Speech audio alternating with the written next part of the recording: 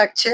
আমি তো বললাম যে আমার সাফল্য থেকে বেশি আমার খুশি হয়েছে যে আমাদের পার্টি এতগুলো সিট জিতেছে আর আমাদের এই পুরো মিশনে আমরা সাকসেসফুল হয়েছি। অল ইন্ডিয়াতেও ইন্ডিয়া অ্যালায়েন্স এত ভালো করেছে, সেটাই সাফল্য। না, এইটা তো মোদির ভোট ছিল। উনি 543টা আসনে তিনি ক্যান্ডিডেট ছিলেন। বিজেপি বলেছিল 42টাই তিনি ক্যান্ডিডেট ছিলেন। তাই জনতা উত্তর দিয়েছে যে মোদিকে তারা চায় না। সে 543টার মধ্যে সিম্পল মেজরিটি 272 মোদিজি পাননি। আমার পার্টিকে অবভিয়াসলি মমতা ব্যানার্জিকে উৎসর্গ করবো। না না, রাজনীতি এটাই, হাতি কাদায় পড়লে ব্যাঙেও লাথি মারে। তো হাতি তো কাদায় পড়েছে, তো সেটা সবাই বার্গেনিং করছে। কিন্তু এটাও মনে রাখতে হবে, নরেন্দ্র মোদী, অমিত শাহ আছেন, আর এরা আমাদের পুরনো পার্টনার, এদেরকেও আমরা চিনি।